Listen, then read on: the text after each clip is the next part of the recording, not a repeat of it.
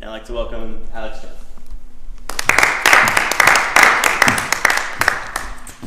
Hey everyone, with the theme of innovation, I figured I would start just by talking about the best innovations of all time. So we have the wheel, we have the iPhone, and of course we have breakaway cargo pants. Just kidding, it was a sad part of my life. This is supposed to be me. I don't know if you think it looks like me. A little bit? Okay. I write for the website Critical Chance, and one thing I try to study is unique ideas that can elevate our full potential. And so what we'll talk about today is how we can take unique views to get to innovation. But first, let's start with a story. There were two British shoe salesmen who were sent on a mission to a developing country to study the market potential of shoes. First salesman landed, took one look at the natives, and got really disappointed. And he sent a telegram back to his boss and said, "Situation hopeless. Nobody here wears any shoes." The second salesman landed, took one look at the natives, and got really excited. He sent a telegram back to his boss and he said, "Glorious opportunity. Nobody wears any shoes here." And the point of the story is it's all about perspective, right? They were both presented the exact same pieces of information. They were in the exact same environment, but they both had two different takes, and each of those takes led to completely different outcomes. And if you take a high-level view of innovation, innovation is simply a unique view on the same exact idea, the same set of facts, the same sort of problem that you're looking at. Warby Parker, for example, like a quick show of hands. Anyone bought anything from Warby Parker? You know Warby Parker? Yeah, a lot of head nods. Okay, cool. So Warby Parker, great example of this, right? So for a very long time, nobody wanted to actually enter the glasses industry. If you actually look at the glasses industry, there's one huge conglomerate named Luxottica, which owns over 90% of the market share. And so pretty much everybody was like, I'm not going to touch that. Whereas Warby Parker looked at that and they saw it as a massive opportunity, an opportunity to disrupt a huge conglomerate that was overpricing their glasses. And by innovating, they did that. And so what I posit for this entire talk is innovation is simply just a unique view of the same thing, and we're going to talk about ways that you can get there. And the idea here is you're in the same exact situation, you have the same exact set of facts, but when you change your perspective, which changes your story, you can change your world. By a quick show of hands, who here is an undergrad, freshman, sophomore? Okay, pretty much everyone. Great. So the way I structured this talk is we're going to go through two things I wish I was told when I was your age that I think, one, can help you lead to more innovation, but two, can increase your total potential. Part one, follow the wacky dots. You might know a lot of these things about Steve Jobs, but let me just run through them. And I think it's helpful because he's someone who's successful, and here are details about him in college, which ultimately led to his success. Jobs went to Reed College, which is in Portland, Oregon. He actually started studying poetry, literature, and physics. I don't think he actually had a declared major. And then he ended up dropping out after one semester.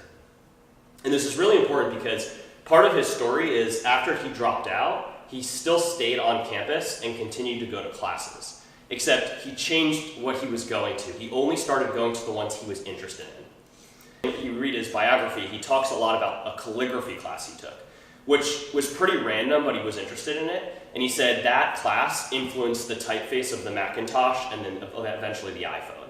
He would have never been able to predict that that class would have been so influential in his life and eventually his success. He actually talks a lot about this. He spoke at a Stanford graduation, this is a quote from him, where he talks about trying to forecast the future. How could he predict his success? And he equates his experiences to dots.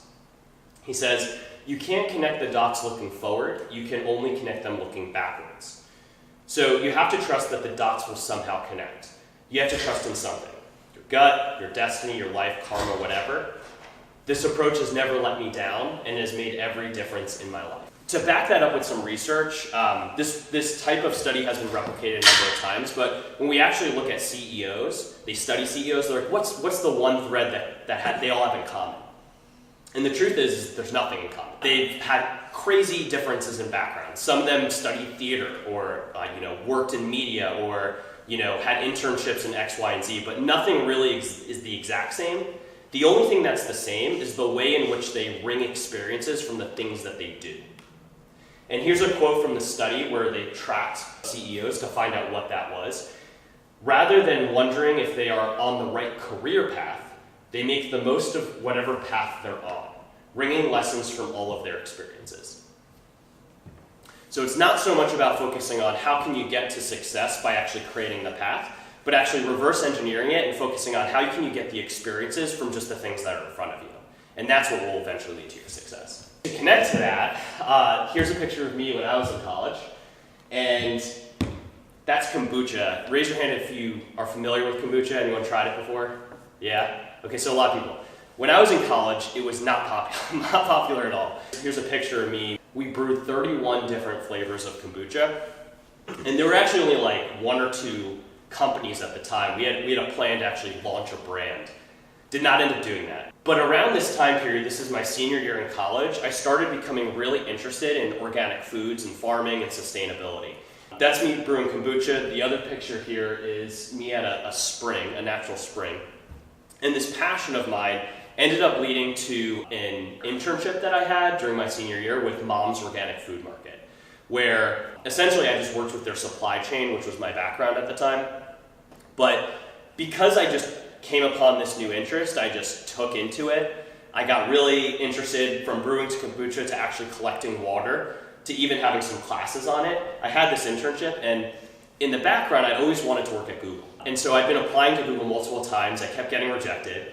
I finally had this internship and I updated my resume, and then I applied again, and then that's when I finally got the interview. Looking in hindsight, this was a pretty critical component of what I actually learned to gain the experiences to eventually get the job that I was looking for. But I would have had no idea. But because I actually embraced that part of my interests at that exact time, it led to more opportunities in the future. As you're sitting here and you're in college, what I would have you reconsider is, if these are all dots, right, and these are all experiences that you can potentially have, a lot of us are probably thinking, what's the actual career path we should be on to actually get to success? You have some sort of endpoint in mind. And maybe you study other successful people, and you say, maybe I'll copy what they do. But that's actually the wrong way to go about it. You actually have a huge number of experiences, all these different dots. And if you think of a career path, you're limiting yourself. If you think of it as more like the atoms in the universe, right? You go from being in your solar system and having all these opportunities and experiences to actually harnessing the entire galaxy. By flipping that and actually being open to these interests and experiences, you can eventually learn a lot more and then eventually get to even more innovation and even more success. Part 2, setbacks breed success. You probably heard a lot of these types of quotes. This is Brené Brown. There is no innovation without failure, period. There's a lot of people who talk about failure and how failure shaped the innovation or the market that they went into. Let's look at 3 people real quick. Feel free to shout it out if you know who these 3 people are, or name someone. Yeah, go ahead. I think that one's Thomas Edison. Good job, Thomas Edison. That's the far left. Colonel Sanders. Far right is Colonel Sanders. Far right. Center, anyone know the center? The Wright brothers? The Wright brothers, nice. Nice. I've done this a few times and no one gets all 3, so I'm very impressed right now.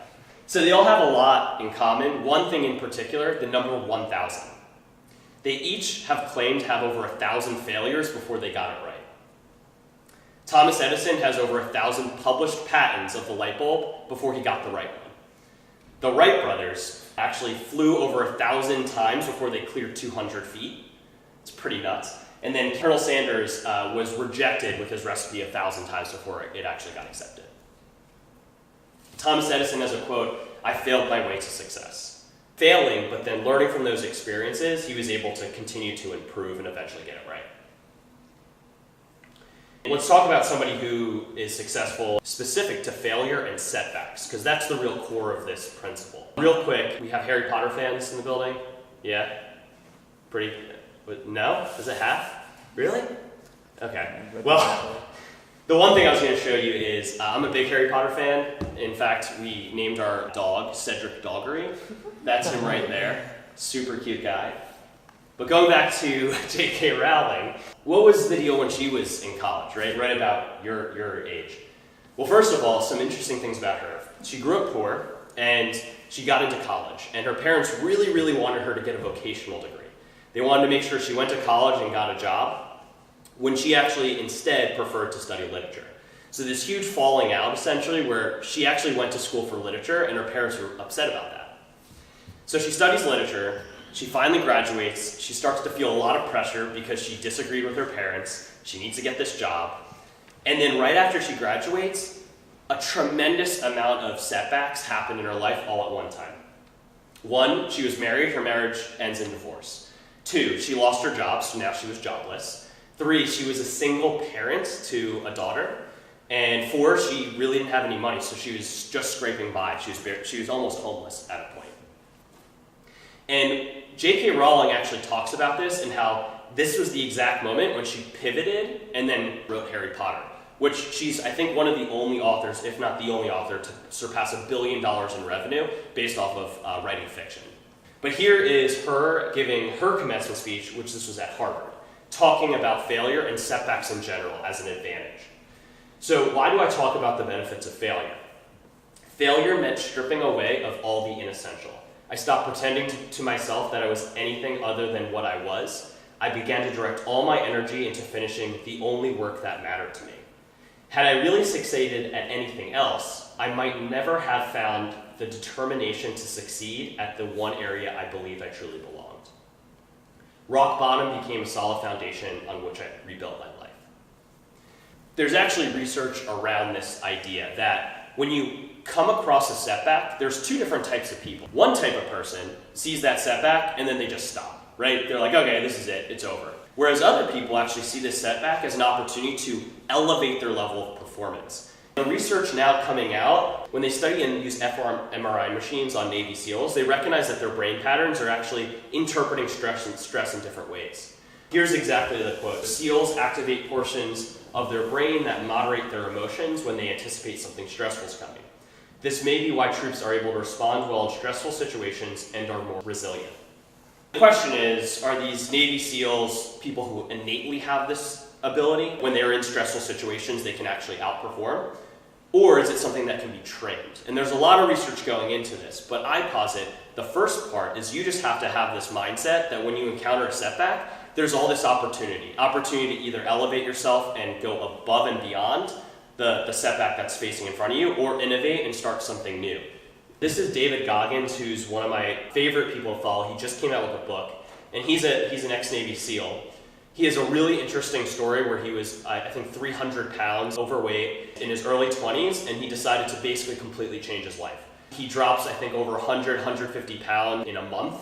He signs up for the Navy SEALs, survives Hell Week, and he goes on to be an ultra-marathon runner where he runs over 100 miles in the span of 24 hours. And he does it all the time. The ticket to victory often comes down to bringing your very best when you feel your very worst. This is the difference between the people at peak performance, the people who overcome obstacles, the people who end up innovating and creating amazing businesses, is because at the very, very hardest times, the most important times, they elevate themselves to be even better. And I think that you can do that too. Circle back to while I was in college. This is a picture, this is actually 2 years afterwards. I was in a fraternity my junior year, and I was really excited because I was elected to the executive board. So I get into office, and then the first thing that's told to me is, your fraternity has all these problems, you're put on probation, and there's a very high chance you're going to get kicked off campus by the end of the year. Good luck. Awesome. With all these issues, I had to kind of think outside the box a bit, because at first I was like, okay, well, how do we improve the fraternity? And I was thinking of all these outputs. So what does success mean? We can list a bunch of different things.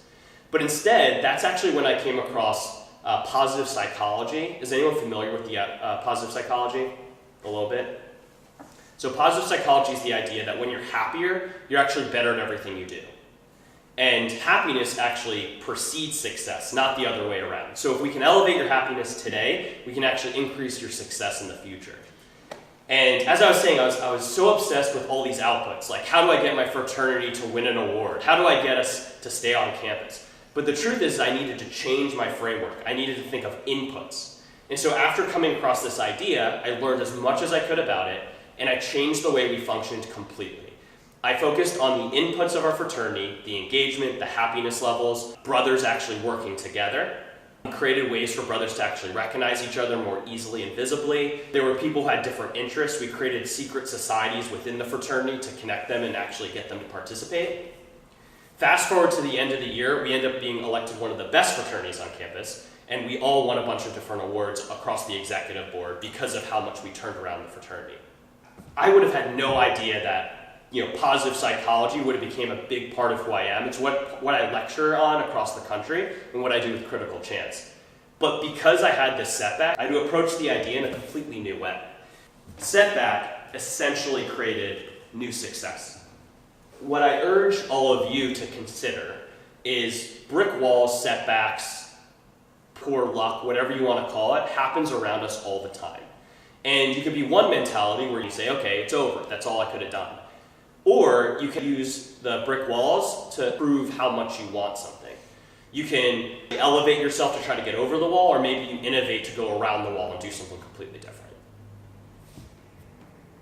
Circling back, innovation is simply a different perspective. And two ways I believe you can elevate innovation is one, gaining unique experiences, and that's by flipping the equation and actually being open to experiences instead of trying to plan your experiences.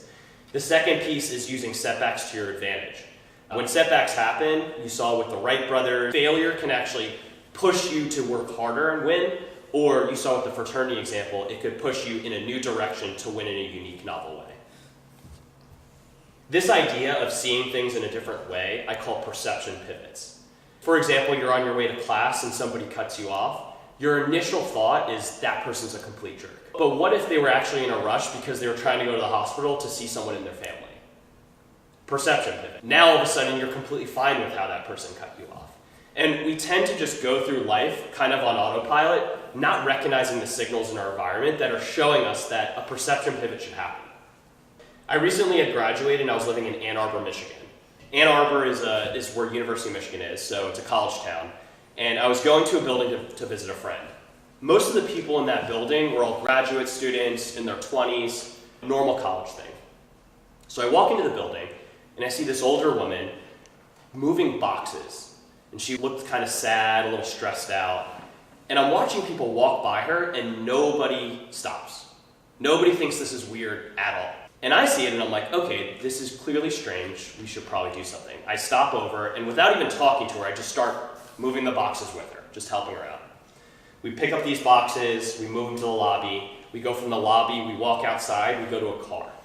In the car trunk is open and there's two parents there, also look pretty sad. So we just start going lobby to the car, lobby to the car. Do this for 5-10 minutes until all the boxes are in the car.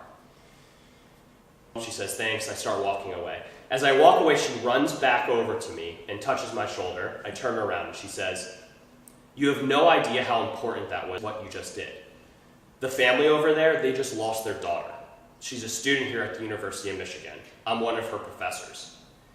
And I was just talking to them about how important it is that our community comes together and that they're not alone. She goes, nobody stopped, but you stopped. And I really appreciate it. Boom, perception pivot.